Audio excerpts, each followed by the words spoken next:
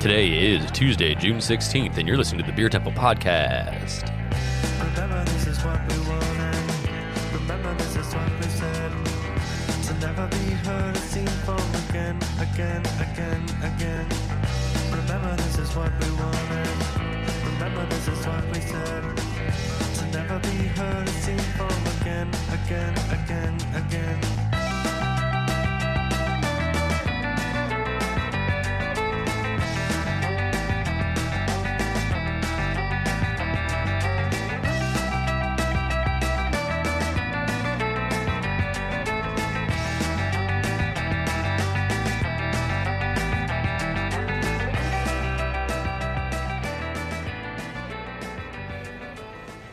Hello and welcome to the Beer Temple Podcast. I'm your co-host, Mike Shalau of Is Was Brewing, and I'm here with your other co-host, Chris Quinn of the Beer Temple. Chris. What's up, dude? How you doing?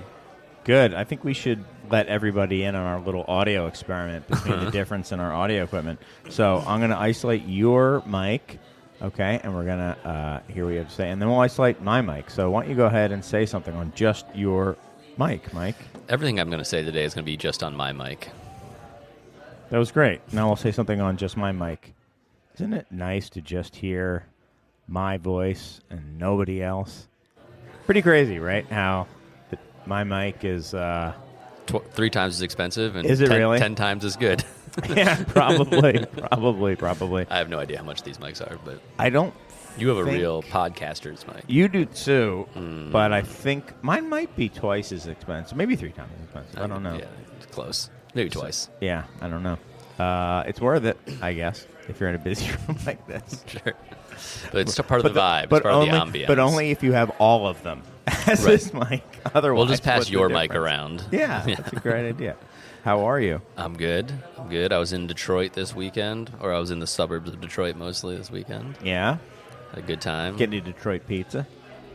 No. We got pizza in Detroit, but it was not Detroit-style pizza. Got it. I did have some Detroit-style pizza about 20 minutes ago, though. Got it. Yeah. Okay. It was very good. Good. Glad you liked it. What's new? What else is new with you? Nothing? Glycol chiller has a refrigerant leak. The company that usually services our stuff sent me a quote that just said $4,500, and I was like, what is this even for? It was like to find and fix the leak, and I'm like, can you break this out a little bit more, because this is a lot of money.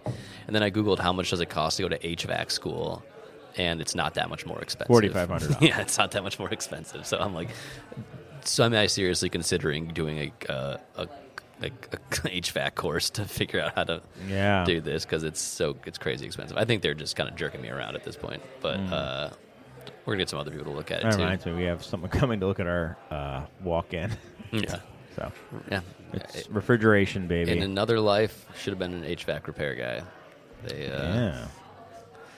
They make a lot more money than I do. I'm getting audited. I found that out. That's sick. That's because last week. Finally they're paying attention to my tips. Right. My hot exactly. tips. Not an Hot takes, IRS hot audit. tips. It's a state of Illinois audit. Yeah. How much are you lying? How much are you lying to them? Not at all. Who's Yeah. listening? Not the Illinois Department. Doesn't of matter. Revenue. Yeah. Doesn't matter. Yeah, right. I'm not lying to anyone. In fact, if anything, I'm going to come out being owed money. Right. Yeah, exactly. Wait, is there something that they say there was something that triggered it? So I have my initiation call with them tomorrow. That's where you try to get the bribe in? No. No. It Yeah, depends who's I have listening. all this cash that I haven't declared. Yeah, You I can just know. have it. I just have to be very careful now what I say. Yeah, sorry. Even if it's satire. Yeah, right. So, What do you yeah. mean satire? This is a very serious show. It's true. So I have to do that. Had a whole questionnaire I had to fill out, but it's always... Are you lying? It's always scary. Yeah. Are you lying? How are much you money sure? are you lying about? Are you sure? They want to know a lot about soda.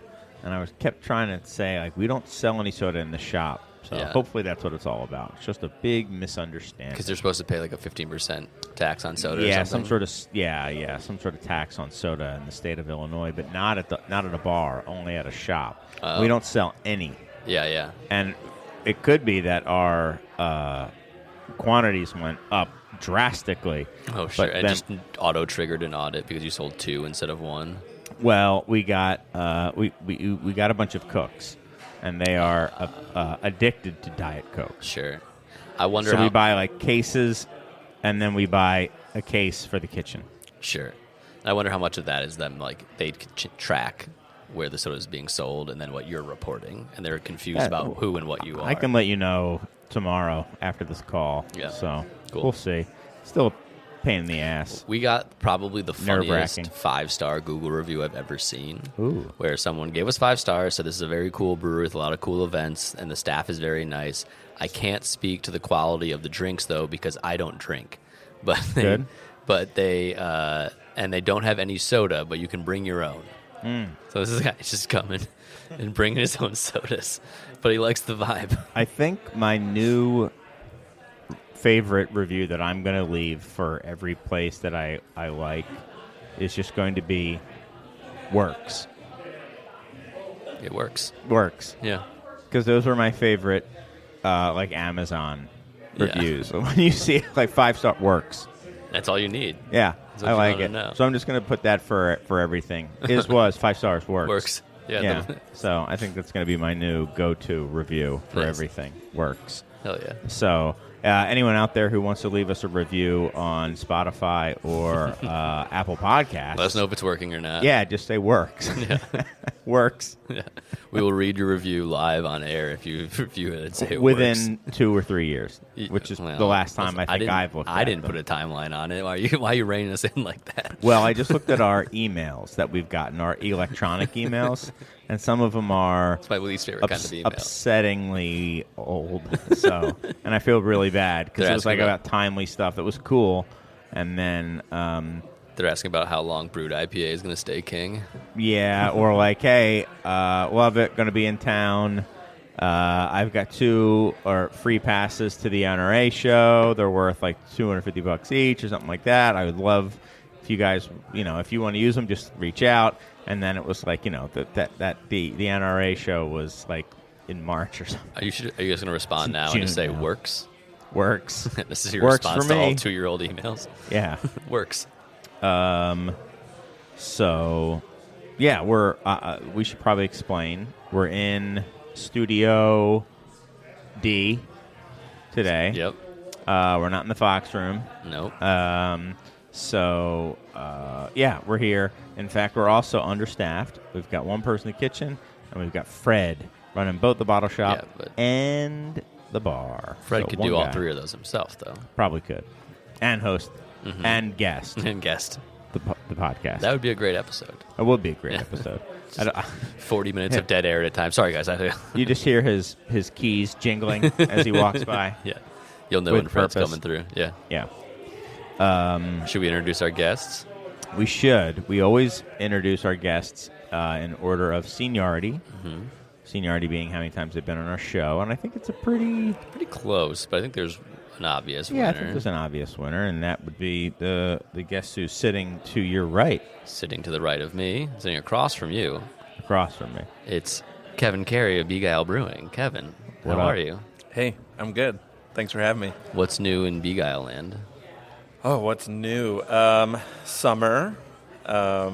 Last week we had, well, it's almost summer, I guess. Is it summer here? it's I don't summer know. now. It was like warm once last week. Yeah. And then we had that storm that rolled through. Yep. Totally tore apart our patio. All of our shades Oh, got yeah. ripped up and blown away.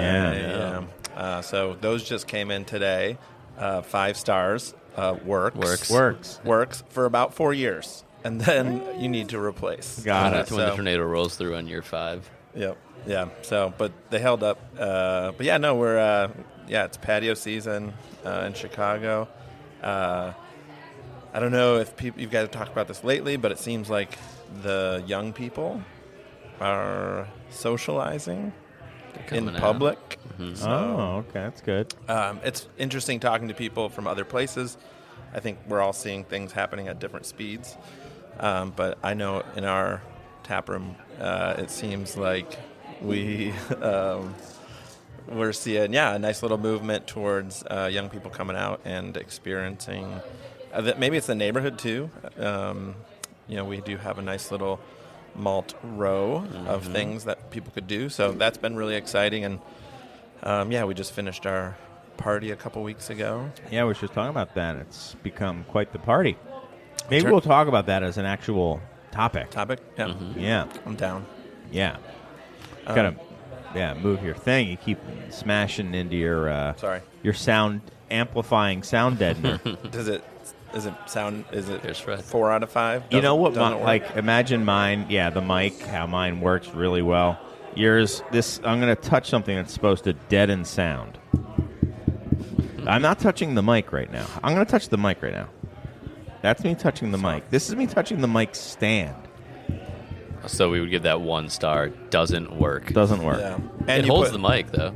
Does hold the mic. 2.5 stars. Kind of works. Oh no. Not necessarily your fault that you put the clumsiest.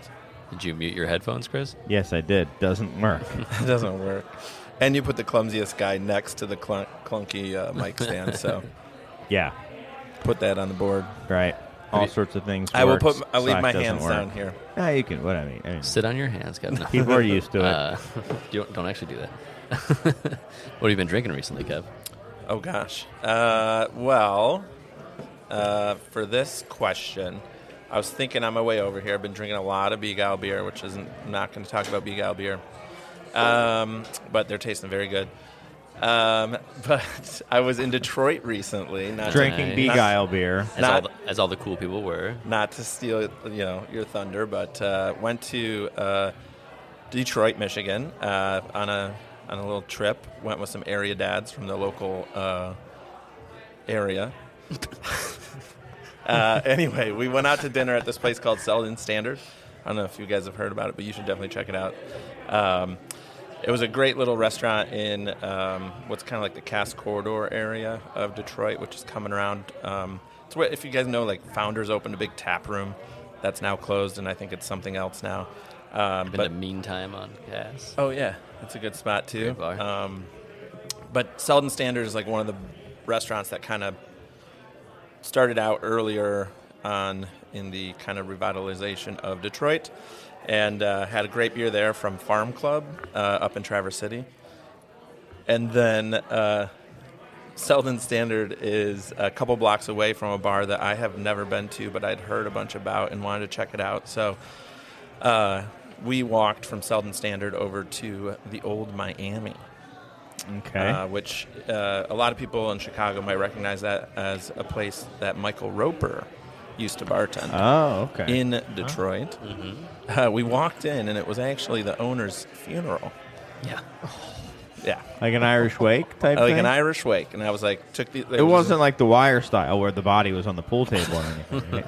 There was a pool table, Uh-huh. and they had like the aesthetic there.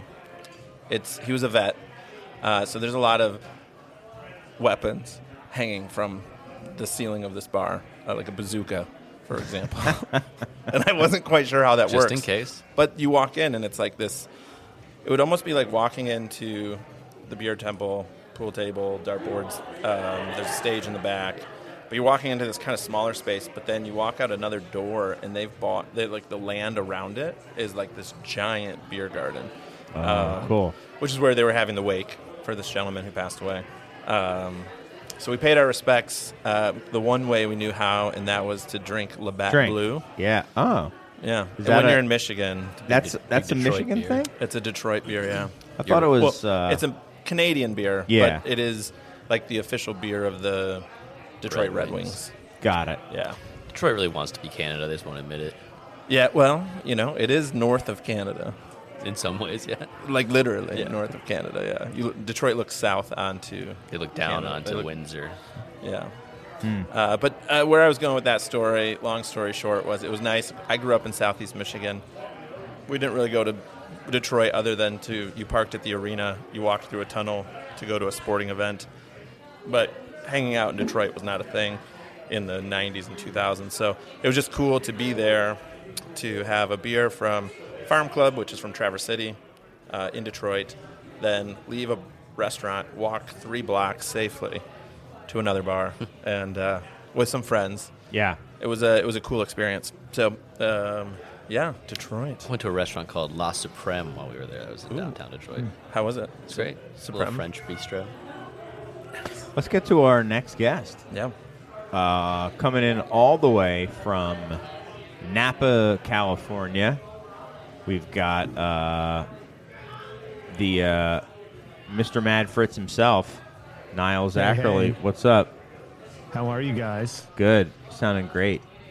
Do I? All right. I don't know about how much this mic was in contrast to yours. I can't remember I think anymore. it looks like the same mic. working.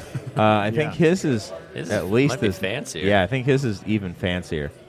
There is like one model up, and I think he has it. So it has to Fancy. make me look like a jerk. That's that Napa Yeah. bouginess Yeah. coming Yeah, out of exactly. the old Nile. California. It's probably Yeah. the cheapest one at the store there. That's right. What's up, dude? Great How to are see you? guys. Yeah, great to talk beer, hang out, and yeah, I think life is good out here.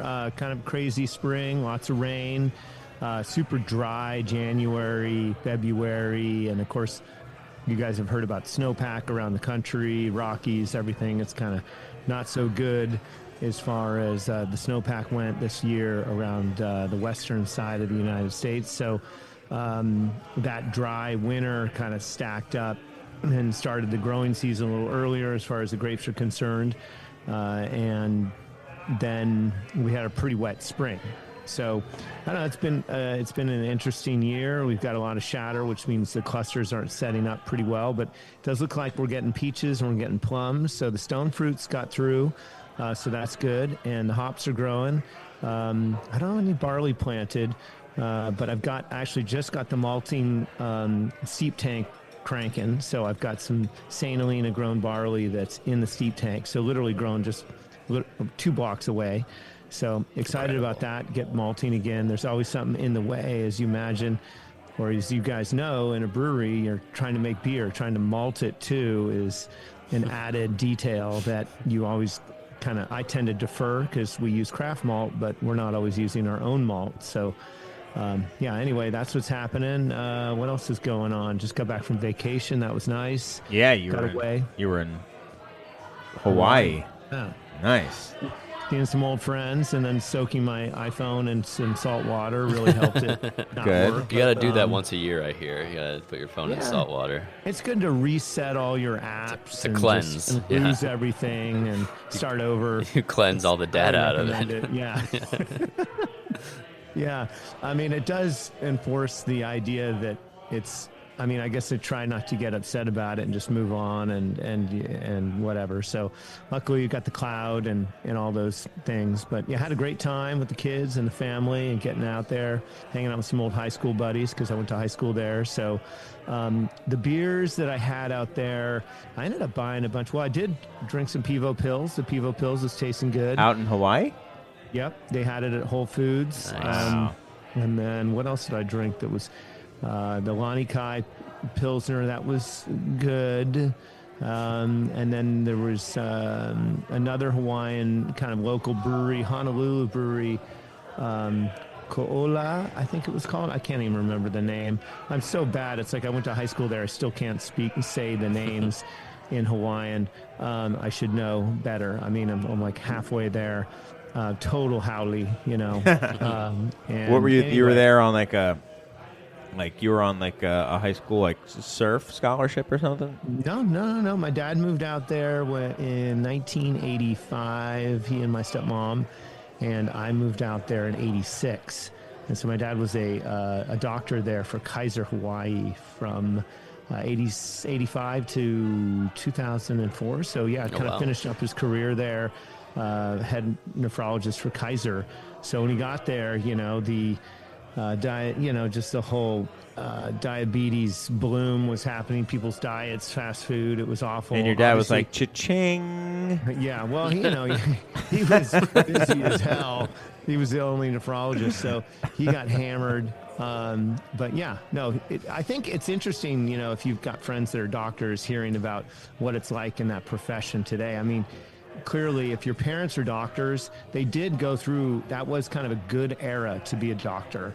And now doctors, obviously school debt, all these things, this is a whole other topic. But it is interesting talking to other medical professionals today. It's different.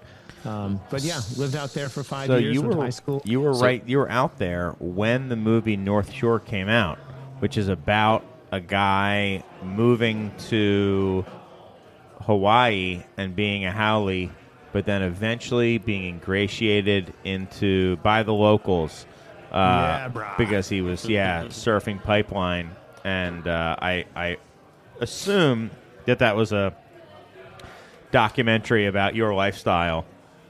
Yeah, that was actually just about me. Yeah, It probably a documentary. documentary it filmed in real time. yeah, really. No, I didn't surf a lot. I was actually a sponsored skateboarder all through high school. So wow. that's all I did. No big deal.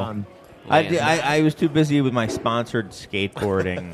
Yeah, no, I surfed, but I wasn't. I guess I was more into skating. What? And, What? like, you- Who sponsored you? Just a bunch of small local companies, so it wasn't anything. Tony like, Hawk, just Per Peralta. no, they were super like small deck companies that were getting stuff from the mainland and having it branded there. Brought it over, and then a couple surf shops there. So it wasn't anything fun, crazy, but it was fun. And when getting free gear and you're in high school, you're like, sweet, yeah. I mean, it's a story. It's cool, but it's just the things you do, things you're into, and you kind of, when you're in one of these individual sports, you can kind of, especially skateboarding, you just do whatever the hell you want. So we were running around, pumping pools and jumping fences and skating drainage ditches, and it was a crazy era. I like to say it was Gleaming like a cube, as the kids Yeah. would say. It's essentially, Dogtown and the Z-Boys Yeah. in Hawaii. Exactly. Yeah, but of course, yeah. Nile Anyway. Zacherle sounds like someone. Nile Zacherle sounds like someone who would be a professional skateboarder. Yeah. I don't know. Well, And he I was. didn't make it that far. Yeah, and he was. I wasn't I guess he doing was. Yeah. If you're sponsored, I guess you're a pro. Yeah. As we say in our No, brew, and technically there wasn't professional. much. Yeah. Anyway, yeah. So good time out there. The beers are good. Trying to think of other things. I had the show. Yeah, that was kind of a good. That was crushing pretty well. The 8%er with Yeah, the we have it on coriander. draft right now for the first time, maybe ever, which is Wow. kind of funny. Wow. Yes. Yeah. Yeah. It was a little sweet, but still Yeah. pretty solid. Yeah. Overall, like really enjoyed it. And I think I really love the golden strong ale style. I mean, for me, that's one of my favorite beers to make here at Mad Fritz. It is a great one. Great style. Underappreciated for the moment. I think it'll have its time again, but yeah. So are the Ambers coming back? I mean, you guys keep talking about this. Are they coming back? We have a brown on right now. We have an amber on too. We have an amber and a brown Amber on. and a brown. They're doing pretty well. Here's my latest take on what should come back. Is back in the day there were these like farmhouse IPAs, which weren't called necessarily farmhouse IPAs. They were just, I don't even know if they had a They name. called them like bread IPAs a lot. Maybe, White, yeah. One of them was like a white IPA. Some Yeah, of them. but it was like a white IPA. There also was Brett. Yeah. And when we were having Metho Dust, Mm-hmm. I said, what did I said, it kind of reminds me of like a Terrace Bulba, because it was like Belgian-y and dry and hoppy. And then Max, been on the show, our taproom manager, Wise said it reminded me of, that's his team. That's the team that he's the general manager for. Old, like, Prairie or Anchorage beers. And Right. people who know Prairie or Anchorage now may not know what we're talking about, but those breweries were known for, like, hoppy farmhouse beers, I Right. think, primarily. Hoppy They had Brett beers. some of them which were absolutely killer. Yeah. Like, great beers. I would love to go back in time.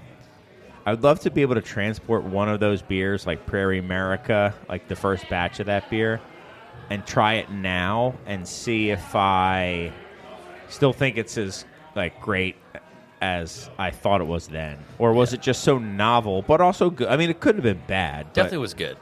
Yeah. Yeah, those were incredible beers.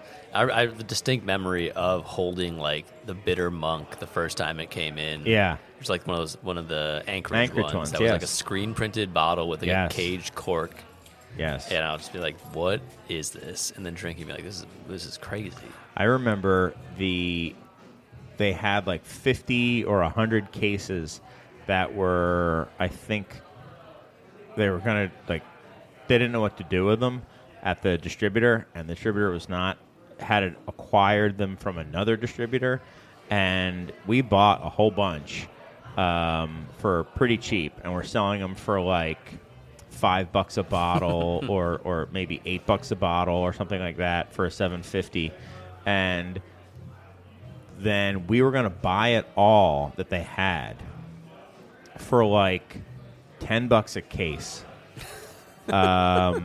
And because it was old, but it still tasted like really good. Right. And the Brett was really coming on, and somehow like Brett beers, like they maintain hop character. I don't understand why, but they do. Brett's a crazy little guy. And we were going to buy like so much of it, and we were going to sell it for like $20 a case or $50 a case.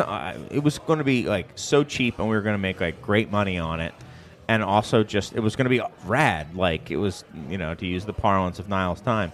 And Yeah, bro. and they decided just, you know what? We're just going to destroy it. What? Yeah, they destroyed it all. Yep. Oh, no. Yeah. It was, I won't say which distributor it was, but they're down. If you drive up Lakeshore, you'll get to them eventually. And, yeah. So. Damn. Do you remember when one of those distributors found a bunch of cases of Rayon Vert? Yes. And just like all of a sudden, like 8 years after the last time they made it, it just popped up again? I had heard that was part of the cluster, and one of the other ones found it, and they sent it to the Chicago one because, like, we were the only place that actually... Not we, Beer Temple, but Chicago this was the area, only place yeah. they'd be like, well, we were the best market for it, apparently. Yeah, great beer. I mean, yeah. all-time wonderful beer. And I think those are some beers that will, like, live on with such, like, fond memories. And same with these Brett Farmhouse, whatever you want to call them, IPAs, which they didn't fall off. They just became, like, forgotten about. Like, they didn't pop. It wasn't a bubble that popped. It just, like, they just got forgotten about. Yeah, I mean, and producers stopped producing them. Like Right. I mean, they were too in between, I feel like, to tell a cohesive story that's compelling to people, right? Where, like, people that want to drink Belgian beer don't want to drink IPAs. People that want to drink IPAs tend to not want to drink Brett Belgian beers. So, like, to find the people that can, like, really thread the needle of, like, who that's for, which is more people than it sounds like, because they are delicious and they're really interesting. But Yeah. I mean, maybe a brewer that only makes like 700 barrels a year should be the one that makes it like us. What do you guys think of imported Belgium IPAs? What? I mean, that's kind of they're typically not breaded, but Right. What are your feelings on? Yeah, what are your that feelings approach on right those, now? I don't like them. Like travel to Europe and even like having the things fresh, like fresh craft beer in Europe, 9 times out of 10 you're getting something that tastes old by American standards. Partially because they don't have a lot of cold storage. So even before, like, their hops are being stored at ambient temperature, like their beer after it's packaged is being stored at ambient temperature. So I've yet to have maybe the only place I've been there where and the older I get, the less I seek out this type of thing. But the only place I've been in Europe that I was like, oh, this IPA tastes like vibrant and fresh, like something you would get in America, was the Colonel. I've yet to have somewhere else that was like, well, oh, now in really England, you can do more than just the Colonel nowadays. But yeah, I get what you're saying. Right. Yeah. Well, then I was talking to someone, I can't remember the name of his brewery, but it was an English brewer making like hazy IPA when we were in Poland, and he was talking about how, like, he's using Citra, but Citra for him was like the equivalent of like $45 a pound. And we were like, why are you doing this? And you get New Zealand hops for cheaper and stuff like that. But Citra, if you can't get it and you don't taste it fresh often, I could imagine Citra still being the king of all of them. Right. And that's like, I remember the first Shelton Brothers Festival. I had a lot of the IPAs those people were making, and they tasted old and unfortunate to me. And then I went to Europe, and I had them, like, oh, they taste like that here, too. I was like, well, they're only getting beers that are, like, almost coated.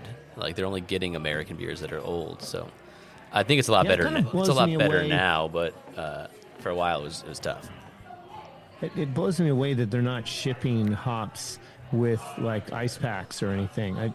I'm still blown away. I mean, in California, it's like, yeah, they come pretty quick, but I figure it's typically ground, Yeah. and there are no ice packs. I mean, they're usually cool to the touch, but if you get them during the summer or whatever, Totally. yeah, I don't know. I mean, they are what they are. They're typically fine, but if you were anywhere else in the country, in the Midwest, whatever, I mean, where you guys are, or on the East Coast, I mean, what are you doing overnight? I mean, are you doing ground? Are they doing cold storage, or like, are they doing like what do you call it, cold chain? They're I definitely don't not doing know. cold chain. That's why it was so great having a place like Hophead Farms, where even if you were buying stuff that wasn't grown by them, you could get it here in a day at a normal shipping rate, you know? But now, like, I've ordered some hops from a place that's headquartered in Colorado. And it Hophead took, like, Farms is closed. they still is it? have some hops, but they're not growing anything and they're not importing anything, so you Right. can still buy some stuff from them, but it's slowly dwindling. We bought some stuff from Colorado. It took like 5 days to get here from Colorado. Like we bought stuff from Yakima Chief. Shout out to your boy Eric. And it takes like 4 days to get here, so it's probably not Across the ideal. desert. Yeah, it's probably not ideal for it, but I mean, It's so funny saying that because I went to England and saw people storing their hops right. At room warm temperature. But that's all what, the time. That's what I'm talking about. Like in Europe, like cold storage is not nearly the thing it is here. It just hasn't been integrated into the supply chains in the same way, or in the idea that your beer needs, like a lot of those places are like, even the craft beer bars don't have cold rooms. They have those like boxes that are chilled at Chill the box, plates or cold plates, however. yeah, that are chilled in the box. So like the beer is being stored and served warm, and then just chilled down so it doesn't foam when they're pouring it for you. Which That's is a not lot I think it's not I think everywhere, It's weird but- that the hop growers are not. They want to keep the prices up. Here we are. Citra is probably the most planted hop in acreage here in the United States, or up in Washington, right? And basically, it's like they're not even really proactively trying to preserve freshness if they ship it without any sort of cold packs. I just think, like, whenever it is, obviously wintertime's a little different, but I think they should be moving in that direction. That's obviously another topic, but I mean, if freshness is critical, then it should be cold and it should be fast, or if it's not fast, they should have some sort of ice packs. I mean, that's what we do with wine. We obviously don't ship beer during the summer months, but wine, we do cold chain, and then we have ice packs. For the these are for the finished wine. yeah, finished wine. Yeah, but Wow. I mean, heck, hops, they've processed these pellets or whole leaf cones, but probably you're getting whole pellets is the most convenient way to ship hops and preserve them, and they should be packed with ice, ice packs around them just to kind of keep them cool. And when you get them, you're going to put them in the freezer, right? That's where they're going. To getting back to your first question, Nile, about Belgian IPAs, what do you think about them, Kevin? About Belgian IPAs, I think From Belgium. Oh, from Belgium. Oh, gosh. Belgian IPAs from Belgium. I would say Yes. that I don't know if I have a broad enough Got it. understanding to speak about it, because when I think of Belgian beer, I'm not thinking Right. hoppy. Right. When you say Belgian IPA, I think of like The stone ones. 2012 Belgique, yeah. of American craft beer. That's our Haymarket little had something, one. something. Yeah. So yeah, I think, and then having experienced beer culture in Europe, it's exactly like hops in Ireland and the United Kingdom. Like, yeah, it's ambient temperature storage. They're getting like, I remember a good friend was brewing over there, still is brewing over there, and they like Crosby hops were starting to land in the UK, and like it was like felt like the first time they were really getting like super fresh, like hop crops. And then a few of the breweries started implementing, like they would rent a container that was a refrigerator, and so they would start storing cold that way. But yeah, so I guess, if I'm thinking about like European beer in general, and specifically Belgian beer, I'm not gonna, like, IPA is not something that I sought out like when I was in Belgium.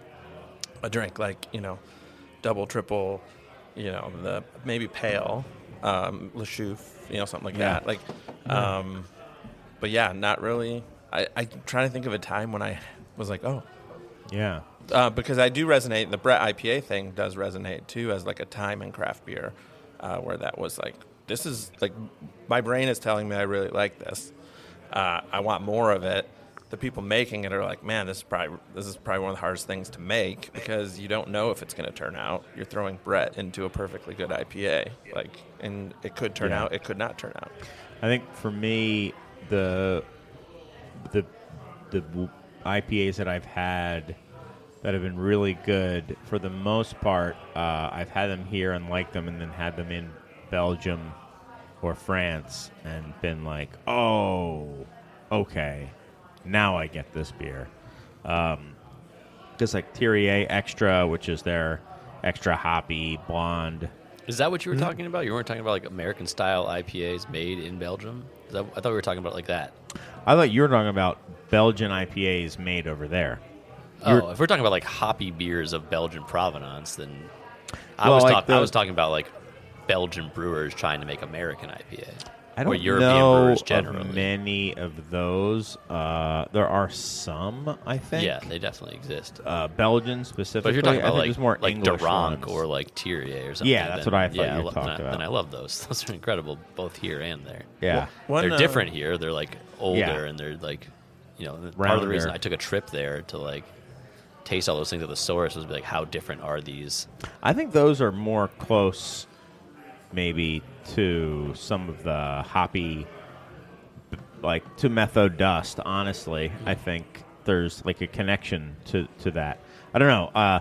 That second batch of Method Dust, I thought was The one we just put out. Yeah. was something that you do not really get here, and that I have not had in a while. What should we call It's that? Interesting. Like, obviously, it's a Citra style Citra ale. style but ale. But if we were to make like that thing with like Amarillo or something, like what would that? What should that be called to effectively articulate? Citra style ale with Amarillo. Yeah, Amarillo style Citra style ale. Is it a dust style ale? I don't know. Like, what's the style would communicate what that beer is to people? Take some effectively? innovation. I mean, I think you just come up with a word that, I don't know, that sounds good. Yeah, because no one really wants a Brett IPA. Put that on No, there, I it's wouldn't gonna, say that. It'd be terrible. I don't think that. I don't think that really matters to most people. You can put that you don't have to hide that information. Yeah. But I don't think you need to make that like apparent. Right. Like it would be like, how many beers mention that there's crystal malt in them. Sure, but we also like don't want to call it a Belgian IPA because that's like No offense to Haymarket, but people are gonna think it's 2012 again. Like they're like they had like 4 Belgian IPAs on in that era. Hoppy farmhouse ale, I guess. I don't know. Yeah. Even that, I don't know. Yeah, it's interesting just looking at Farmhouse La Chouffe, IPA. Yeah, well, La Chouffe, like I, that's what I kind of was at the Whole Foods in Hawaii, and I had La Chouffe, and I saw that, and I'm like, well, I'm definitely getting the golden, and they had the IPA sitting right next to it, and that's, I was like, yeah, I don't know, I haven't had like too many of those that I've been super stoked on, but it is kind of an interesting lineup. It doesn't say what hops are in it, but it's a 9% IPA, Belgium IPA, Chouffe IPA. Of course, you're supposed to pair it with pan-fried chicken liver. I don't know. I don't know. Oh. Is that really what they're saying? The pair? But what if it's That's crazy. pan? Or a lobster bisque with Only the pan-fried. roux sauce. I don't. Those seem like incredibly different things to me. Yeah, but Chicken liver and I have lobster mine as like bisque. a pate. So like I have a chicken liver pate. Whoa! So I'm gonna have to throw away all this beer.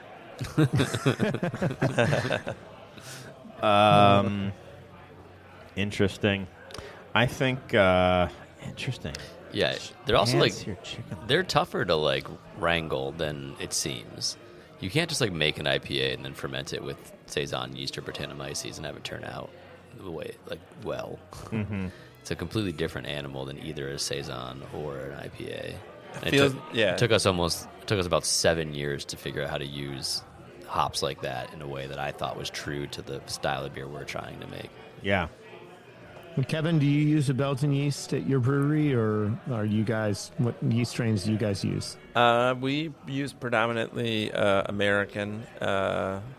yeast strains. We did dabble in the early days of experimenting with different styles. We did do a couple Belgian styles. But yeah, we haven't brewed anything in the Belgian variety since probably COVID. So probably 2019 might have been the last time. But yeah, we mostly dabble in American and then German, I would say. We have a couple English. German. Oh, we do a couple. Yeah, we do English. Oh yeah, like Fullers. We use the Fullers for Nice, yeah. an ESB and yeah. But yeah, Belgian. We did a double and a triple, and it was inspired by you can't Music. you can't double stamp a triple stamp. Okay. Yeah. Dumb and Dumber. From Dumb and Dumber, yeah, and that was the label was. So it was like the worst Awesome. homage to Belgian beer culture. Just calling them dumb. No. I mean, that's not what that was for. I just meant like I'm we kidding, could I'm have kidding. made it a little bit. You know, you look at the Method Dust logo and it's beautiful, and then we made this like double and triple, thinking so it's called double stamp and triple stamp. Oh, I saw that. Yes. And they were tasty beers, but yeah, it was just funny. Like thinking back, I'm like, that was something I would do in my early 30s. Just name something dumb. Silly, yeah. Yeah. Yeah. Why don't we take a 2-3 minute break so you guys can fill up your glasses, and then we'll come right back with more of the Beer Temple podcast. And we're back. Welcome back to the Beer Temple podcast. I'm Mike Shalau. I'm here with Chris Quinn of the Beer Temple, Kevin Cary of B. Guile Brewing, and Nile Zacherle of Gleaning the Cube and Mad Fritz Brewing Company. Chris, we've got some letters. We have physical letters, which written on ruled school children's paper. Ruled paper. No, not 3-punch, though. You're right. That's legal paper then. No, it's not. It's, Okay. it's From still a 8.5 notepad. by 11, but yeah. I'm going to read it to you. Okay. This says, Dear Chris and Mike. So this is only written for you and I. Close your ears, guys. I just We won't say returned from a anything. week in London, ostensibly to work, but plenty of time for exploring the amazing pubs and craft beer scene. Your 2024 episode about Chris's trip to England has proven invaluable on my last couple of trips. Among my favorite spots are the Colonel, Hey. the Mitre, and the Churchill Arms, all of which I learned about from your pod. Although I've had an impressive amount of London pride and landlord, I have yet to find myself double-fisting shawarma at 3 a.m. That's on you, bud. Something to shoot for next time. Please accept these mint condition Tim Taylor beer mats as a token of my appreciation for the pod and for your fine establishments. Did you get any? Because he's dropped them off to me. I didn't get Those any. Tim Taylor. Yeah, you got enough for you to probably give one to me. Cheers, And we Ryan move on. Lamb. So thank you, Thanks, Ryan. Brian. It was very Thanks. nice. Thank you. Yeah, that was a good that was a good trip. I'm going to try to get back to England, perhaps as soon as this year. You're going to... Aren't you going to France next week? Yeah, but for the beer trip. The beer trip. I mean, I You got to go to the beer trip. gotta have a beer trip. Yeah. I might have already had a whiskey trip this year, but got to go to the beer trip. It doesn't count as a beer trip. It's a whiskey trip. Exactly. So I think I might Hey, try I to go wanna to on a Yorkshire. trip with you. You're welcome to. I'll let you know when. You get to prop Boston Joe up after the first my day where he goes a God. little too hard. Right. So I want to go to Yorkshire. I might have a separate hotel room though after the Right. stories I've heard. Well, you might start out that way, but after the stories, Chris I'll might end up- Chris might pee in your bed. In your bed. No. I've been exonerated. I don't know we if don't you have have. You just said you didn't do it. We don't have to. Okay. Everyone can go back and listen to the episode we talked about. I have been exonerated. No. Yes, but our first. That was my. Wait. That was No, that Germany. wasn't. Yeah, it was Germany. So 2024 was. That was England? No, I went to England before that. I don't Oh, no. I went to England 2024. My first time in England is when I went to Burton. Steve And Massey ran on the Union. Yeah. And that's when I decommissioned it. Yes, that's why. Because he fouled it.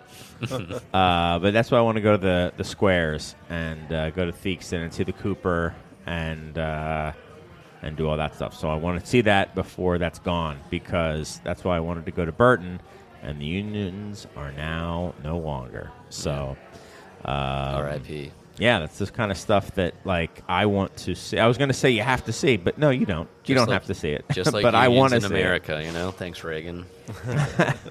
Busting up the unions. Thanks, Carlsberg. We have another letter as well, but I'm going to need you to read this one. Okay. And also, I wanted to thank you to Mr. Lamb for the coasters and for the letter. Much appreciated. Lots of love there, man. Lots of love. Here's another letter. I'm guessing this was an electronic letter. Yeah, this is an electronic letter. Yes. It was copy and pasted into the outline. Yeah, but I think Tell us, chat. Hey, Chris and Mike. I'm currently listening to the pod you guys ran with the detailed commentary on Cycle Brewing's post, and you couldn't have been more spot on. Hell yeah. End of letter. Perfect. No notes. Works.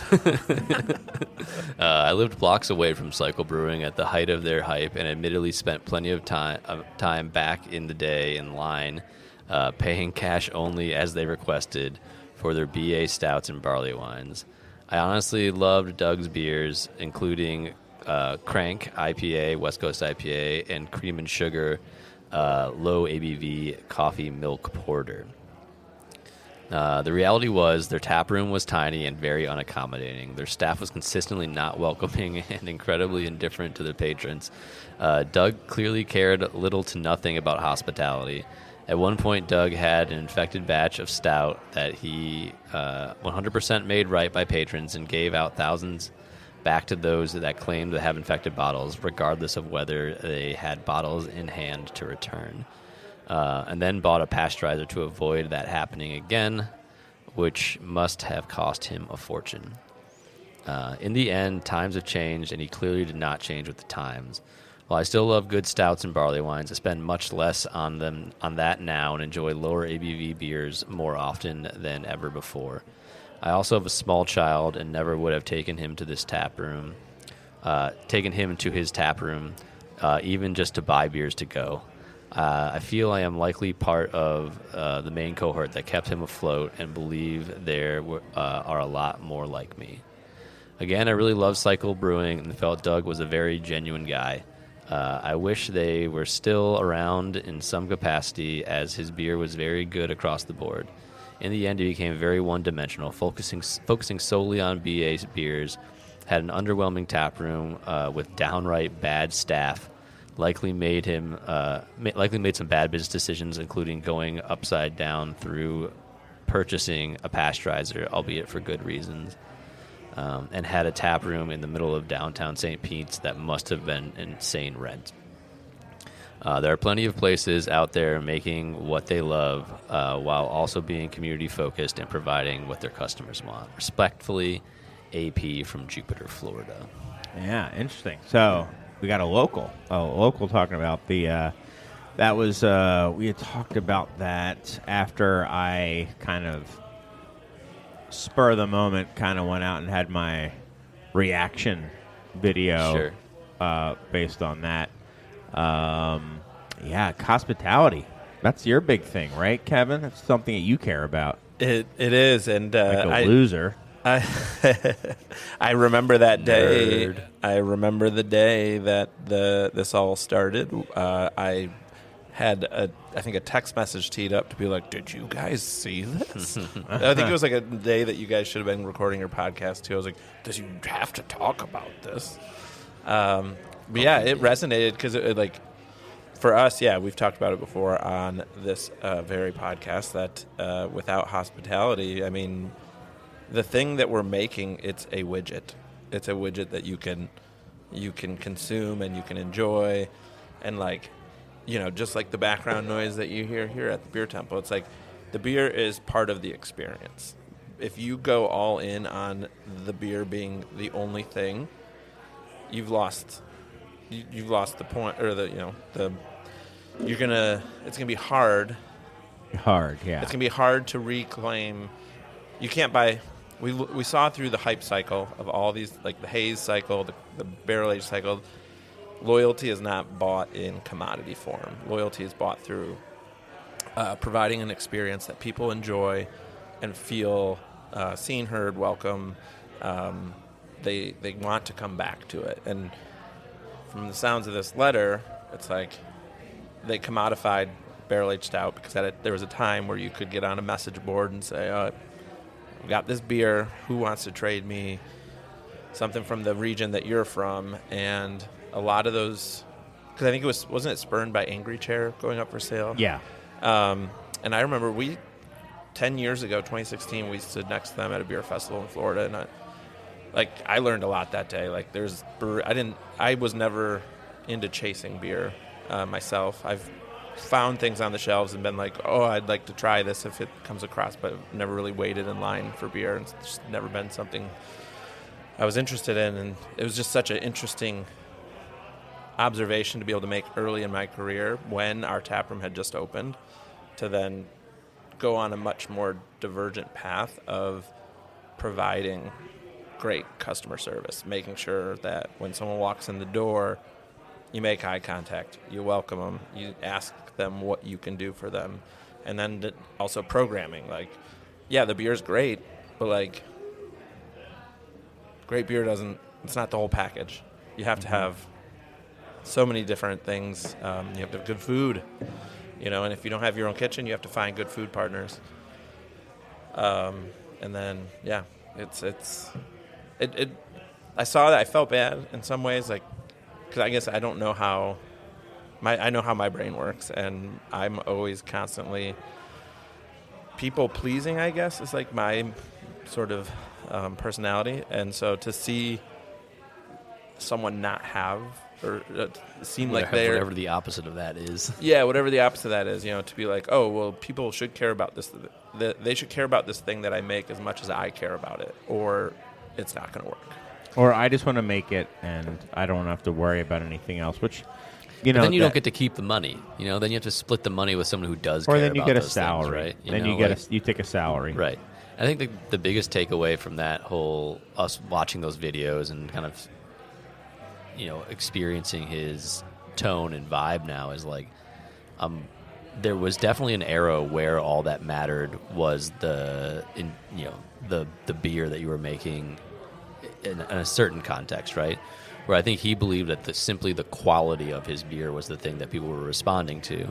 And certainly that's part of it, but there's also the rarity and this fervent hype, this catch-em-all mentality that doesn't actually have necessarily a even correlative relationship to the quality of your beer. I think there needs to be a story to it. So I agree with what you're saying very much, Kevin, but I think that's one very effective way to tell a story, and that Cycle Brewing was maybe working on a very difficult way to tell a story, which is these groups of people really, really want this beer and try to, and we're in this kind of supply is completely not keeping up with the demand, and that's why that by just because of that shows that we're worthy and good, and that's another way of telling a story. And then you have someone like Nile, who's your story is so different from anything else, really. I mean, your story is Shaka Bra. No, I'm kidding. It's brah. No, it's The kind beer. I don't really know many other breweries in the world with your story, Nile, where it's origin beer, right? And you go there and you're you kind of fall in love with it, right? You're okay, this stuff's great, and then you go and you you're there and you're tasting it and you're wow, this stuff's amazing. And And then it's like, And there's authenticity and depth Yeah. to learning more about what Nile is doing, right? There's something about. But let me just jump in here. Yeah. Thank you for all that. But I will return this back to what Kevin said, is that no matter what the product you make or how you make it, and, whether we're one of the few breweries in the world that malts their own barley or, we dry our own hops and whatever, at the end of the day, it's still beer, it's still product. And, I got people walking in here that want a hazy juicy, and, it's fine. It's okay, but we don't have that. Yet, I agree with Kevin, and you, both you guys, you're businessmen, and that you're running a business, and hospitality is the top of the pyramid. So if you don't take care of your people, regardless of whatever they want, you need to navigate them in the right direction. That's not what we do here, it's kind of extreme what we do. And let's say folks like yourselves, you get it. You're like, whoa, this is crazy. Yet everyone has different business models.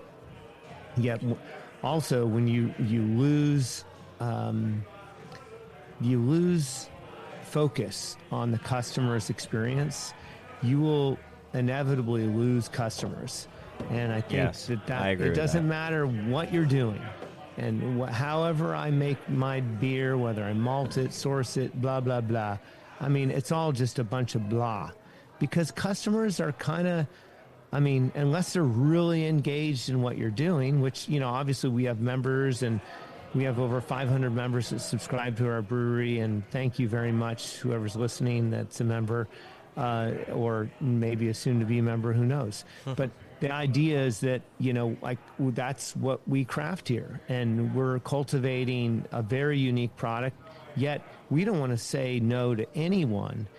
And we also just want to educate people. And I can't be there to do all that. And frankly, after a while, I'm not that good at it. I'm just too technical, or you run out of steam. You need other people to kind of dumb it down and just say, hey, you want a beer? Here, try this one. And that's what happens in the tap rooms. It's just, inevitably people just want to drink beer, and we're making beer and we want people to drink it. And so I think, hospitality really is the tip of the sword, making sure that whoever comes in through the door, you're taking care of them. And, it's just, I never say no to anyone. I had some folks walk in yesterday, they're half speaking Russian and half speaking what I don't even know what. And I'm already hosting and racking at the same time another group. And I just said, hey, sit here in the foyer, hang out in the air con. I'll just pour you some beers. Yeah, I won't even charge you. And they ended up buying a few things, and it all works out. But, you want to make sure everyone has a good time and they have a great experience, and they'll walk away, and you don't want to be, dissing people. It starts from the top. And so places that go out of business, you can't be a one-trick pony in this world, and you have to have hospitality. We don't have food, and that's a real issue. And obviously you guys, certainly Chris, you've been through this with food. I don't know, Kevin, you guys probably have food and a whole kitchen and all that, right? No food. We do partner with food vendors, food pop-ups, food trucks. We've got a really great rotation of food trucks now that we rely pretty heavily on. But there's a big difference. Like, if we have food, we're busier. If we don't, there'll be a noticeable. Nowadays, we have food at least 4 days out of the week. Yeah. Sometimes in the summertime, we'll have food 6 days out of the 7 days. So it is really important. And then, I haven't been. I want to visit Nile's Brewery because it sounds awesome. But, hearing, in talking with, Mike and I talk a lot about, how we do things at Beguile and what I enjoy about other places. And, hearing you speak, Nile, about, what the things that you recognize, when somebody walks in the door, I want to make sure that when they walk away from here, they walk in, that's my opportunity to make them a customer. Maybe they're only going to be a customer once, but they're going to go back to wherever they came from, and they're going to tell somebody that they had this super special experience. They met Nile, he treated them well, and then they're going to want to come back. And I think when I'm thinking about like some of the other breweries that were brought up in that sort of barrel-aged or hazy sort of commodification of craft beer, and there's some people that were able to pivot. You look at like the East Coast, like Trillium, Treehouse, like that's more about the experience of going to those places. There is a brewery actually in Jupiter, Florida called Civil Society, and that was the festival we went to 10 years ago. They were dabbling in that commodification of beer, but they've leaned into having two very welcoming tap rooms in Jupiter and West Palm, Florida. And like you look at some of these other breweries that didn't lean into customer satisfaction, because at a certain point, spending $20 on a bomber of beer that you put in your basement is not the way. You're not going to get a 5-star Works. I think Other Half review. has done a really good job. Other at Half doing is a that good one, too. yeah. Like really leaning into customer service. In fact, I'm trying to think of. We're talking about breweries now because I think it's just even more obvious with bars, but with brewery tap rooms, I'm trying to think. I'm even going to say my favorite breweries. Are there like they all have their own like romance? I can think of maybe one exception, big exception, but they all have their own like romance to them. Obviously, there's places like Mad Fritz and Scratch, which I think are like obvious one. Scratch, I mean, is like you go and you're in the forest, and you know, maybe you have like a hill farmstead. I would put similar to that. You're out in this, you know, bucolic place. But even they have like, you know, having been there, it's like you roll up and they're just like welcome. You Right. know, like their staffing quality matches the quality of their beer. Yeah. Like the people serving you the beer make you feel like you're the most important person in the room. I don't think it matters what you're selling. I think you got to do that today, and I think that's a lot of what we're looking for as consumers of any product is the engagement, you know. And I think there's a lot of that talk here in the Napa Valley about, you know, kind of wine sales are. There's obviously too many wineries here, let's say in the Napa Valley or in California or throughout the country. And so there's a saturation, just like there has been with beer. We've kind of reached this apex. And so we're sliding down with wine consumption. Beer consumption seems to be holding on okay. I mean, there's obviously a shuffling going on, but wine is sliding even more than beer, believe it or not. And we've always been about experience, yet 100%. You know, sometimes there's almost too much emphasis on this experience. And it's really, Kevin, I don't know, you use the word hospitality. It's obviously a general term, but it is that kind of engagement, just taking care of people without any pretense of what you're going to buy or what you're going to do. And how it's all going to work. It oftentimes it sounds like an amusement ride, you know, like you want to go have an experience. Like what kind of experience is this? So, but that's a good way to put it. That's a good way to put it, because I think it is an experience, and they don't all have to be the same. I think there are people who have managed to, like, look at. Have you ever been to Koonin? Yes. Yeah. Okay. Yeah. Koonin. Just outside Detroit, Michigan. It's in an old Detroit converted hardware store. Bizarre. But it has its own romance to it. And they're nice. They're friendly, right? I mean, they're certainly not surly or anything like that. But they have That's this the beer temple, right? romance to it. Yeah, maybe, perhaps. And I think there are places like that as well where they kind of like draw you into this experience. And I think you need to have, I guess that you just have to have an experience for somebody. And I think Koonin also has, along with experience, they also have variety. Right. Like you think about, like Drippa is probably one of their most notable beers, but you can explore any style at Koonin. They're, you know, I think if I remember correctly, they had over 20 different beers on tap when we were there. So it's one of those things where it's like, there's a romance to it, but then there's also those avenues to engage the people that maybe came thinking that you had the thing that they wanted, like what Nile was saying with like, oh, we don't have hazy, but I can steer you in this direction to have the thing that I think you might still give you a positive experience. But yeah, that's what I think. And If you there can are- dabble, Yeah. like that romance, like Treehouse, like they have a dedicated bar for lagers now. Like the Right. original bar Right. at Treehouse just serves lagers. Now, let me give you, and I hate, this is just who I am, Mike. I have to give counterpoints. That's fine. That's what it's all about. It'd be boring. Point without counterpoints, the name of the show. Yeah. Well, I think two breweries that make great beer, and their tap rooms don't really do anything for me. Vibeless. I don't know about that. One is No. Firestone Walker's tap room did not really do anything for me. Uh-huh. It was just a place. I felt nice, well done, very well done. Yep. But it could have been a, competitor to like a Could have been a Buffalo Chili's. Wild Yeah. Wings. Yeah. Okay. And then A nice Chili's. yeah, no, nice. Yeah. Nice. Then the other one is Fatheads. Yeah.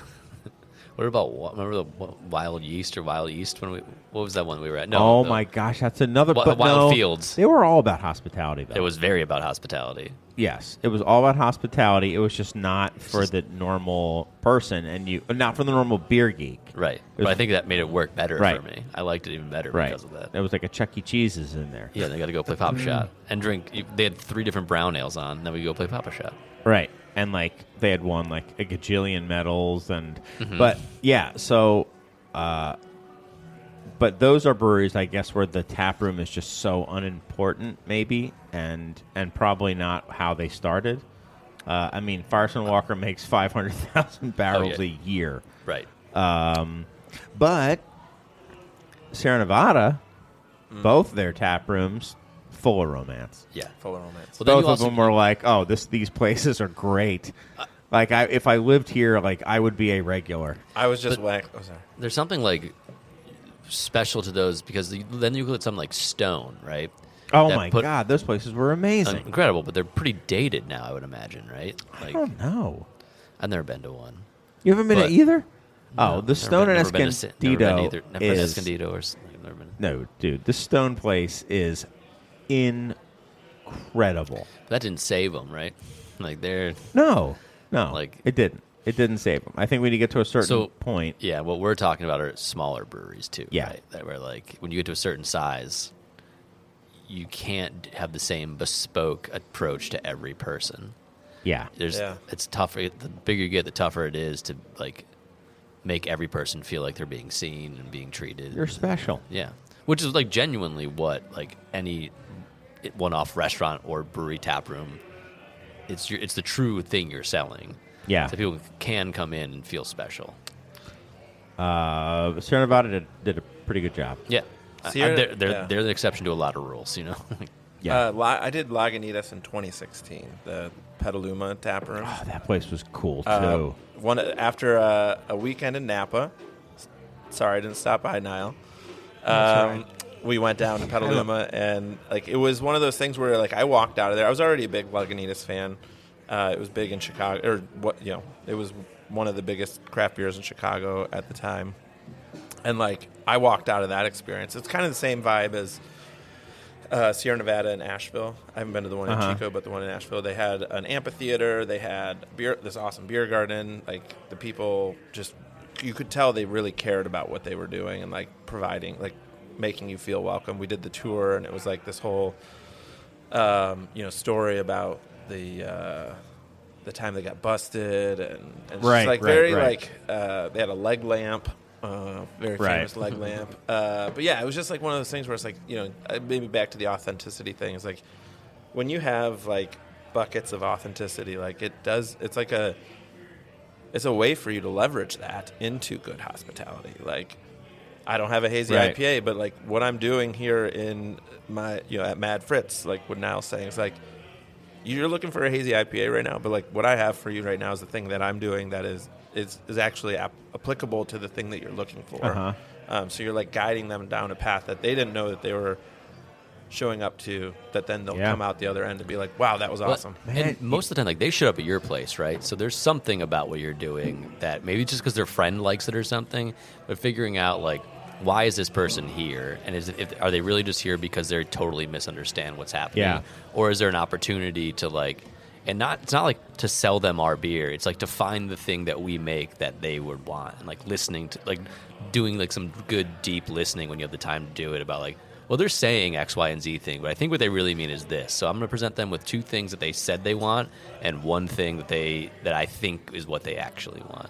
It's like a big way that we find, as a brewery that, like, is a one-trick pony for the most part, a broad one-trick, but, like, you know, we only really make saisons. We have stuff for people that really just, if they do not want to drink that, don't drink that, but, like, doing really active listening to when someone describes what they're looking for, and then finding something. We have 20 things on draft, and we have 75 things in bottle. We probably have something that you're gonna like. So Yeah, you'll find that sweet spot, and then hospitality obviously will dictate that experience. Once you can do a lot more you can leverage their experience with your product with the hospitality, because if they feel like they're getting more than what they expected from just their hospitality based on the interaction, right, I think you have equity to work with them farther. And totally. It's hard. I mean, you run into people that are very particular about what they want, and you're never going to turn them around. I mean, and then in that case, you're just kind of like, well, like maybe you don't like beer. Right.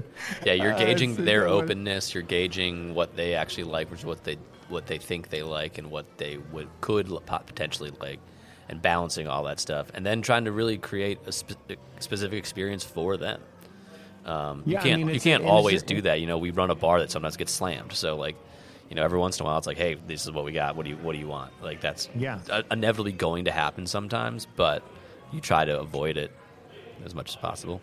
I mean, if you think about that brewery cycle brewing, and I mean, we all have certain things that maybe we're a little bit redundant in, but we also find things that work.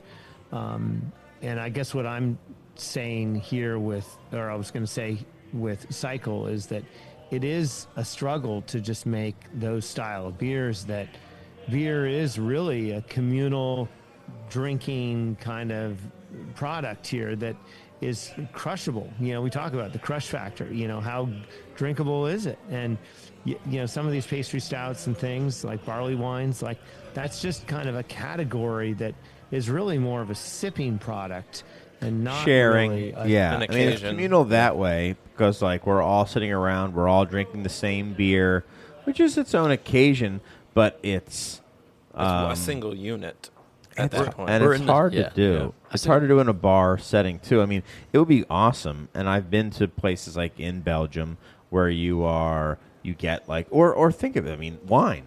That's how wine is all the time. You get, what bottle should we get? And then you get a bottle, and you're all drinking it. Super cool, super fun. Yeah. If you're into that, like, kind of headphones, as I call it, like headphones beer, not crushing beer.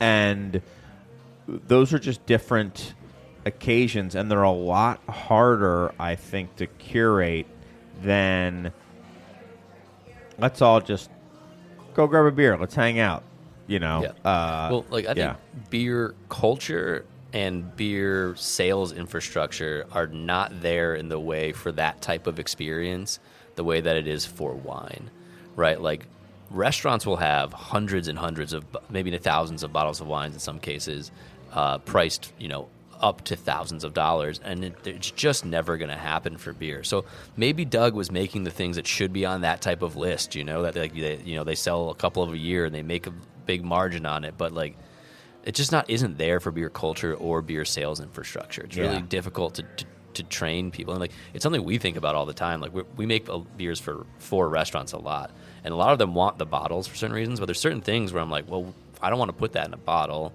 because one, it's going to cost a lot more, and two, it's just not how people interact with that style of beer. Right. Our style of beer, people interact with it in a bottle like that. It's more normal to like split that and open it and share it with people. But like, if someone wants like something more pale ale, like I'm like, no one wants a 500 ml bottle of pale ale. So like, we shouldn't. That's not how people want to interact with it. It doesn't make they sense kind of do. No, they do want a 500 ml bottle of Maine. But well, because certain that's things, 17 ounces. Right. So it's a pint. A lot of people want a pint of pale ale. Right, but people will buy a 500 ml bottle of a beer de garde or a saison and pour 8 ounces for 2 people, and then they'll be like, "Ooh, we're sipping on this." But if you taste something like a pale ale or something like a lager, that's not how people experience those things. Those are like, I want to drink my lager. You know, it's been much less that like a communal thing for that type of Right. So I do like. Sorry, go on. No, that was more or less done. I do like the idea of you're saying like how these wine lists where they're curating these experiences, and that maybe Cycle. I think Cycle would have to be its own, and I'm sure they exist somewhere. Here, maybe at times we kind of achieve that. It's its own thing. I mean, I doubt there's going to be restaurants where the sommelier like gets called over because the person's trying to decide between, the 2018 David Arthur Sauvignon, Cabernet Sauvignon, or the Cycle, vanilla hazelnut barrel aged maple. But for that like price point and that like, whatever that you want to think of the barrel aged stout thing as, there's one beer temple that probably has a list like that you could look at and like think of it as like a wine list. There are probably 2 to 4 dozen restaurants in Chicago that would have a wine list that would rival your beer list, right? Right. There's one of you. Even Hopleaf has cut back their beer list. Like there's no one that has packaged beer like that anymore. Yeah. No, actually, so what you're talking about and what's happened with wine in the last 2.5 decades, really probably the last 3 decades, is where we're kind of looking back now and seeing kind of how things have progressed. I really have only been a winemaker for 30 years, and I've only been in Napa for 26. But I can tell you, when I got here in 2000 and started making wine, things were a lot more affordable. And the argument when for you say wine things, explain that. Like things being wine, land. What do you mean? Yeah, I'm getting to that. Oh, sorry. So what I'm talking about, I'll be more specific, I guess, is what you're asking for, is the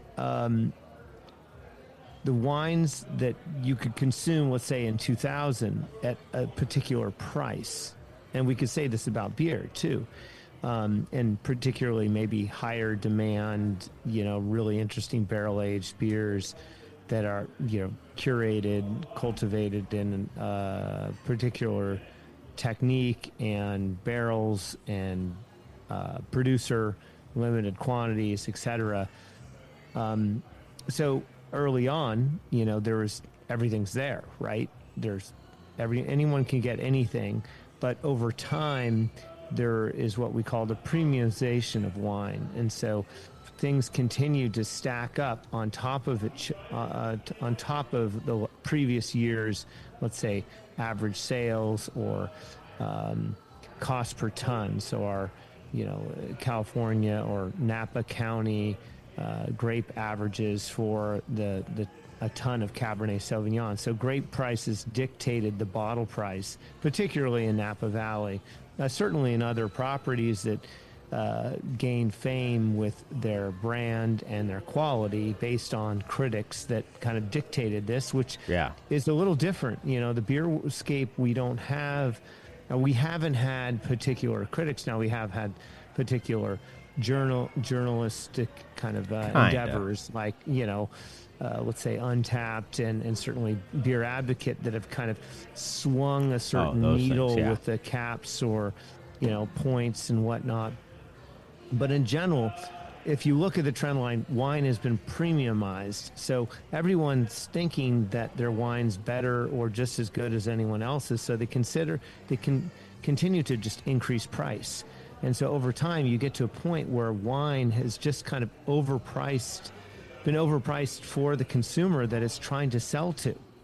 And that really creates a conundrum, because what happens is the customers say, no, we don't want this at these prices, and they push back against they don't buy it because it's just out of their normal price point. And if everyone thinks that their product is amazing, if everyone thinks their product is above average, and it's not, then you've got a problem. And so eventually you run out of, let's say, what we discussed kind of earlier is commodity-style beers that there's nothing wrong with them. Commodity-style wine, mass market wine in a box, wine in a big bottle, wine on tap. There's so many different ways that wine as a product can be enjoyed in a much more kind of fluid, easy, casual, product, just like beer. Yet the problem with wine is everyone thinks that their wine is incredibly delicious or just as good as anyone else's. And wine really is about place, ideally, when it really gets distilled down. It isn't about the winemaker. It isn't about the barrels. It isn't about the processing techniques or the equipment you have. It is about the soil and how you grow the grapes and how you make the wine. And so when you talk about the best wines, there is a limit to what you can produce of Domaine Romani Conti Pinot Noir from La Tâche. That's just the way it is. You're going to only get so many bottles from that piece of land every year, and therefore it demands a price. And with everyone in the world looking at this wine, that just doesn't happen for beer because it's been commoditized. All the ingredients that we produce our beers with have been commoditized to kind of a mass market style preference. And so we're kind of just locked into this sort of scenario where it's really hard to premiumize beer and based on that landscape.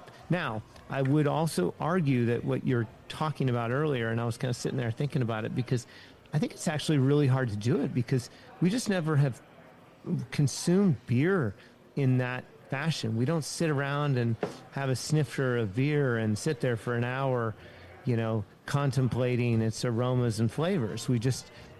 Obviously it seems a little douchey when we do that with wine alone. It's like, hey, it's delicious. We enjoy it together and that's it. But in general, beer, it's hard to premiumize beer. And, there is kind of a limit to it because we do consume beer just differently. It's in our kind of landscape, in our society, in our cultures, in multiple cultures. We've never have they done it in Germany? No. Have they done it in England? Have they done it in any of these countries where they make beer that have been there longer than we have? Not really. Right. It's still just beer. We've actually probably done more of it here in the United States than others. I agree. And so, I don't know, that's my little monologue there, but I think that's the struggle that, wine is obviously in a point here with premiumization where we need to push back against that and say, like, hey, just come drink wine, enjoy these delicious products we make. They're affordable prices, hey, let's have a good time. Are you enjoying this? Then that's enough, right? Like, are you enjoying what you're drinking right now? Good. I'm glad you are. And it's kind of priced for that. Yeah, I agree. And I never thought about how it's almost like, you're the top of the range. It almost like kind of cascades down from that because, that parcel of land you were talking about for, was it the Sauv Blanc or whatever, and it's like, okay, well, we're the next best, so we're this much. We're the third best. We're like, we're one of the best. Well, we're definitely on the upper second tier, so we're here. And, like, everything is then based on the person who is, like, one or two above them and one or two below them, and then it all is kind of set, I guess, from the top somehow. Probably by ratings. Or like something. By point, It's by something. Parker ratings or whatever you're where looking beer at. just is totally devoid of that. Even you just look at the way that people... It is a good thing. That I would say that's actually a good thing for beer. Oh, I do too. For all the trashing of Untapped we do here, there is something very, very interesting and very, very fundamental to the differences between beer and wine, that the most consumed mechanism for tiering or hierarchy of quality is crowdsourced for beer, whereas with wine, that's not the case. Right, it's one guy. It's one guy who's like, that's the fancy guy who has the good palate. Or there's a couple of those people, right? And like that's just or like 5 publications. Let's say. Yeah. Right. That has changed, I would argue. And like with Vivino or something.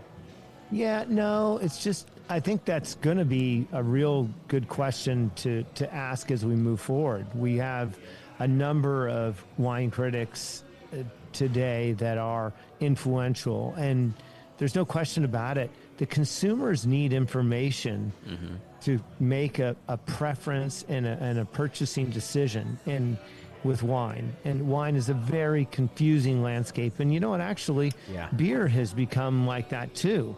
Not to say that we should mimic that, wine landscape, because wine is, you go to these different countries, there's all these varieties, you can't even pronounce their names. For Americans, it's very challenging to enter the landscape of wine because there's so much to learn. Beer is a lot easier to kind of grasp. It's a lot easier to grasp, or I don't know if it's easier necessarily to grasp. It may be, but I think almost as much is that people have the confidence to say what they think about whatever they're tasting, whether their palate is, designed or not, or just kind of like seasoned for what they're tasting. What I think Mike and I have talked about before, how we had Sierra Nevada Pale Ale back when we were 20, and it was way too bitter for us. So that's kind of what I mean. I'm not saying that we were wrong then or whatever, but we were at least confident in being like, I do not like this. And at the time, and that was okay. And I think with wine, me even now, and I think I know more about wine than the average person, probably by a good amount. I wouldn't say I'm anywhere near being a proficient at it, but I know more than the average bear, and I'm still, especially considering who I'm around at the time, unsure in how I should respond if someone's like, "Do you like it?" And I was like, I don't have the confidence to say it, and I think that's a big difference between wine and beer. I think people who know way less about beer than me are like, you know what, I don't really like this one. Where if someone's like, oh, this is, Domaine de Beguile, and it's one of only, 600 bottles, and this and that, and blah, blah, blah, and the font is named after, Nile Zacherle, who was a Howley from... Sans serif Zacherle? Yeah, exactly. Zacherle, yeah. I'm working on that font. And then you taste it, and what do you think? I'll have that. It's great, Really? You don't think you I feel like you would definitely be like, I don't like this if you didn't like it. I think that I get... I don't necessarily trust myself all the time. I will taste beer. Now, Do you know what you like? On my porch... Chris, more than anyone I know, you know what you like and don't like. On my porch, I think I'm like... I've sat with you on my porch and drank wine. And be like, I like this one. This one's not as good. But I still think that there are occasions where I'm not sure of... I don't have the confidence. I don't have the confidence to state. Don't you think that the way you don't? how we consume... I'm fine with saying I don't anything. like something if I don't even care. Like, the older I'm getting now, the more I'm just like, well, I don't really care for that. Doesn't mean it's bad, and I'm fine to be told like that is well, is the right, fancy but don't you try thing. to like convince yourself that like you find reasons why it's good because you were just told how good it is? Yeah, No. it's funny because there's a okay. line between being a curmudgeon about like what you're consuming, and then there's another line of just being like, hey, just enjoy where you are, Right. who you're with, where you're at, and and I think that's the context of how you experience a product, whether it's beer, wine, or anything, is that goes back to the hospitality and that experience side is that you can kind of make up a lot of issues maybe in the product, or maybe the product isn't as good as you think, but you make up for it in other ways. And I think that's always something to kind of circle back to is, and we've seen that here, is that, we all know where we're at, where we make wine, is we know if we deliver a good experience, like they're going to buy wine, they're going to buy beer, like it's all good. Try not to get too caught up into like how much you're going to sell or what you're going to do or whatever. You just say like we know the product's good. We're going to catch them somewhere. They're going to like something. If not, they're going to have a good experience. They'll come back and tell someone else. And so that circle, I mean, that's one of the things I've learned from other people I've worked with, that, you just got to carry that hospitality torch front line and center, and know that the products are going to rise, and you're going to find something that they're going to like. And even with, I don't know, you have 20 different saisons on draft, you probably have a lot of different flavors. And so, your customers navigate that. And, I mean, obviously we're all trying to work at the top of our level to bring that experience. And hopefully it comes with them being there with you or there with their friends. And I think you can't forget about that, because that makes an impact on how you experience a product. And I think very differently now about our portfolio as a whole. When I'm looking at a draft board, it's very different than when I'm like, well, we just made all these fruit beers. And when we were only doing bottles that went out to like liquor stores, that's one way to think about like, well, what are the beers that we're going to make? What should we make next? And I look at our draft board, I'm like, well, if I were coming here and I didn't like the things that I liked, or I was confused about what was going on, where are the holes in this where we can't present something to someone that might want to drink X, Y, and Z thing? And so that's inspired a lot of beers we've made in the last 2 years, as opposed to like the first 5, where it was just like, well, what do I think is going to be the most interesting to someone who only wants to drink saisons? Because no one's going into a liquor store where there's a million options and then being like, well, but what's the coolest saison you have if they don't want to drink a saison already, right? And so like, okay, have you ever done a Balinese pepper saison? That's what I want to know. We did a Thai pepper saison. Is that close? I don't know. I've never had Balinese pepper. What's Balinese pepper taste like? Well, they can be real long peppercorns. Yeah, we've done a Thai long peppercorn saison. Balinese. Yeah. And then we have How did that turn out?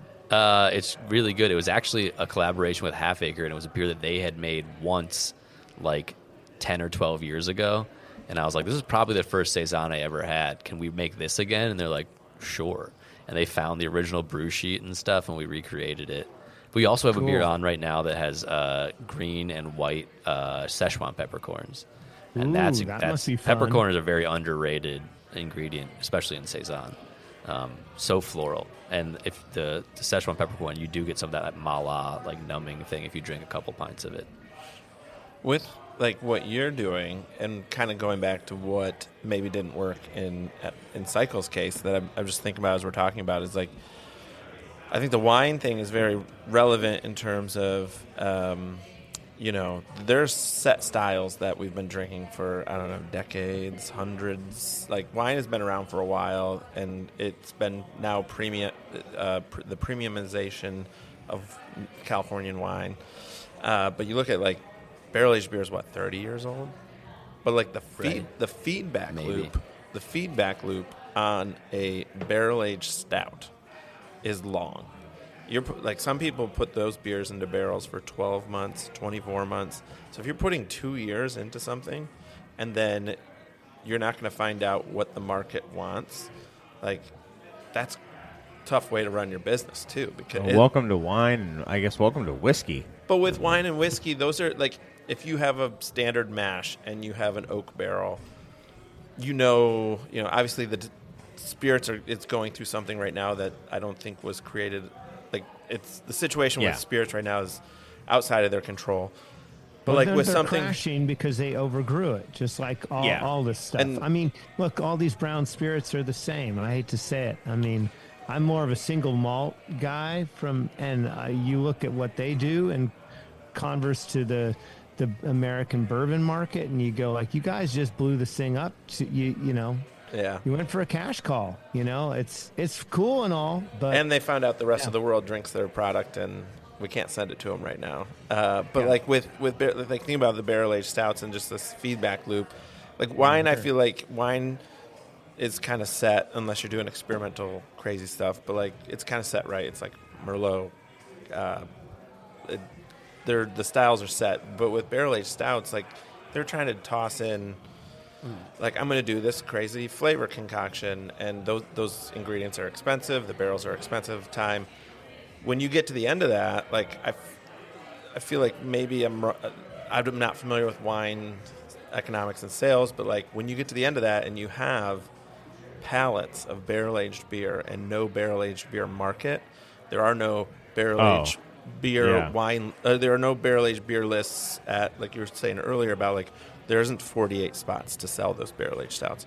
Because we struggle with that right now. We had, going back, we used to have probably 5 times as much in barrels. At our lowest, we actually drained all of our supply and went to 0 beer in barrels at one point because you could see the market was, for this one specific beer product, was going away. Right. And even now, we just did, and think about like your process, Mike, where you're doing sort of a more, I would call it a fresher version of barrel aged. It's like a specific, unique product that you're developing, but you can do it in a way that's a little bit quicker than waiting 2 years. Mm-hmm. Then you can get that loop. You can get the feedback sooner. We throw these parties, and we do variants. And this year was the first time our lighter variants outsold our barrel-aged variants 8-1. And to me, that's like... Wow. Like you mean like a lager variant? Yes. Or like an IPA variant? Or, like a pale ale with mango in it, or a lemon lime, just American light lager.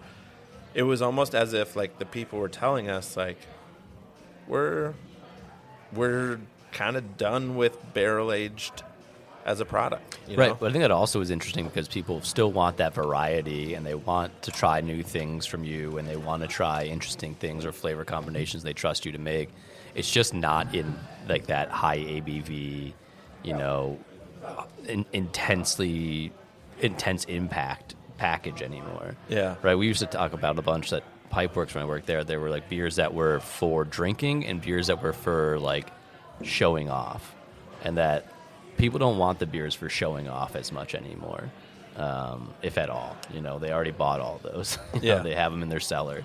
They drink them once a year now. They have kids so they can't just like dome a bottle of barrel-aged stout anymore. And predicting the exact volume that you need of that barrel-aged stout to make sure that it's economically appropriate for your cost of goods sold.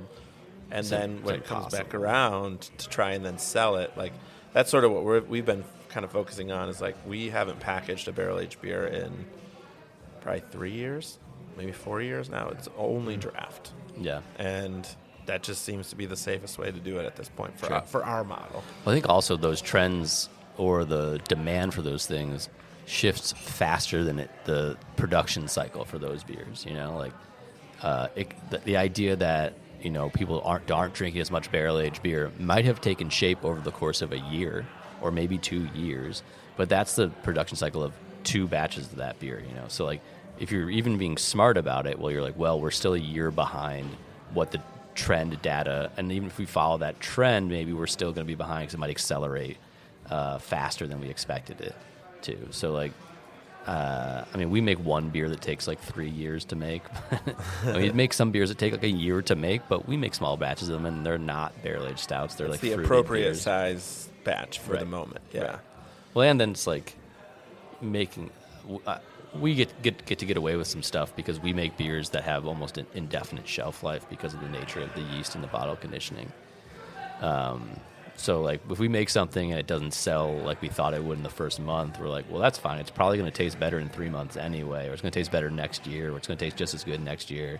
And then we're going to have another batch of it you can taste next to it as like a vintage kind of thing. So, I think that's one sneaky advantage we have that not people that focus on making IPAs or lager don't always have that. Yeah. But that's why we get to have some nice things in the saison world. Some good advantages. One random self-congratulatory item of note, thinking of like making the perfect barrel-aged stout, or this quest for like the best of the best, right? I can distinctly remember in 2018, it was the peak of the amount of barrel-aged beer that we produced for one style. We did 300 22-ounce bomber cases of barrel-aged Imperial Pajamas. That's a lot. It was a lot. And I remember we were labeling the bottles, and I was enjoying the particular beer, and I thought it was one of the best beers we ever made. That beer ended up winning the gold medal at Great American Beer Festival for barrel-aged stout, barrel-aged Imperial Pajamas. Best beer in the world for that style for that year. We probably sold more, packaged and labeled more beer that day than we will sell in a decade after winning that medal. So like Barrel-aged beer. Barrel-aged beer. Yeah. Sorry, yeah. So using that as sort of a litmus test to like where maybe the market was in the middle 2010s, like that was the peak. I thought we were like, oh, this is it. We're set. going to be huge. We're gonna double this. Yeah, and no, like the market just fell out. And like it's luckily we didn't go heavy into producing barrel-aged stouts after that.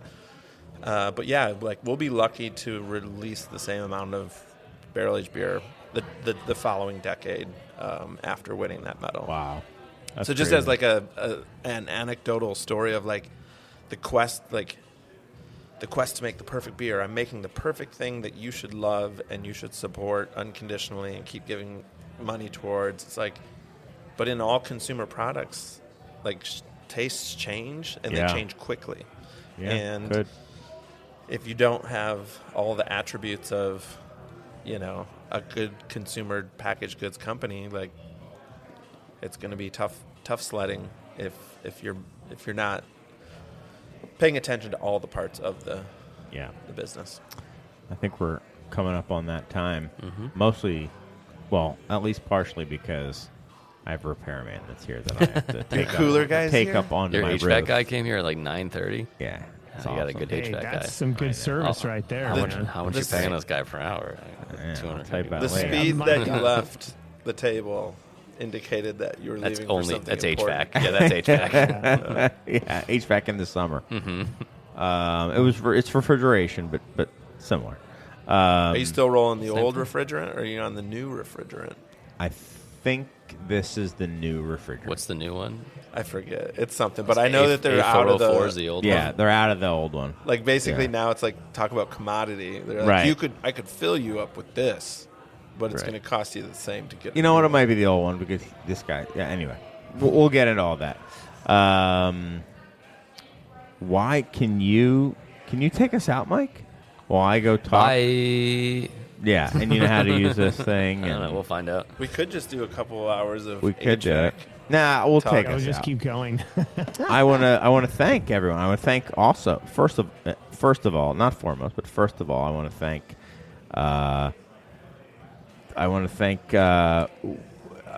What is it? Ryan Lamb and AEP, I think it was. AP from Jupiter, AP. Florida. Yeah. You AP got us from going, man. GPS. For the letters and everyone else who had written letters prior to this. The electronic letters sometimes it takes me a little bit longer to get to, so I apologize.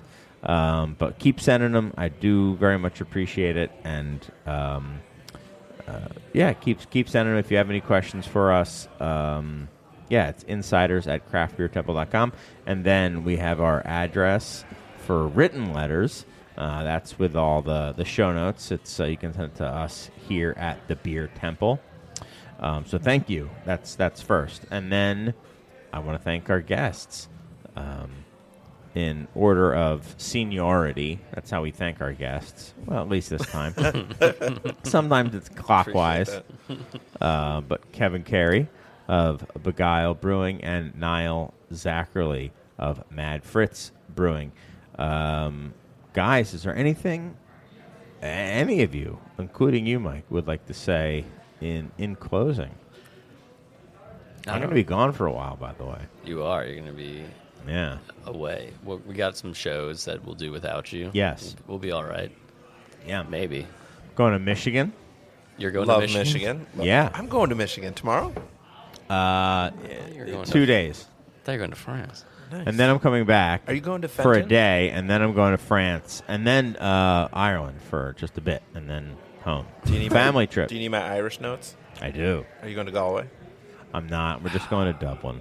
Oh, you can do a lot in Dublin. Yeah. Dublin's cool now. They have a good beer there. It's called Guinness. Guinness. Yes. Should try it. I'm a Beamish guy. Oh, you got. Kevin has said that to me. Though. Yeah, Beamish is the real Kevin likes deal. a creamy beamy. Yeah, I creamy. like Beamish. When you order it, ask for a creamy beamy. Yeah. Yeah, Okay. it's not. No. Don't do But it that. would be I fun. would never do that. They kick you out of there like you're Yeah. a snake in St. Patrick's. Then Yeah. running you out. Is there anything anyone would like to say before we get out of here? Well, love what you guys are doing with beer, and keep up the good fight. Keep making great beers. Keep selling great beers. Keep cultivating an audience there at the Beer Temple. Love what you're doing. I've got to make it out there to Chicago one of these days, and We got to make it back you out know. there too. yeah, no, but I should come out there before Field trip. you come out here. Yeah, Field trip. But yeah, I just love what you're doing out there, and so happy to be a part of the show. And thanks again, and we'll catch you next time. Absolutely. I'm gonna probably work on my skateboarding skills between now and the next time. But otherwise, Not many pools in Chicago, but we'll find something for you now. we'll figure it out. Maybe Yes. we'll get a sweet Shred it. quarter Yeah. pipe or something. All right, Go. we'll shred it. Until then, so long. Remember this is what we wanted. Remember this is what we said. To never be heard, seen from again, again, again, again. Remember this is what we wanted. Remember this is what we said. To never be heard, seen from again, again, again, again. Remember this is what we wanted. Remember this is what we said. To never be heard, seen from again, again, again, again.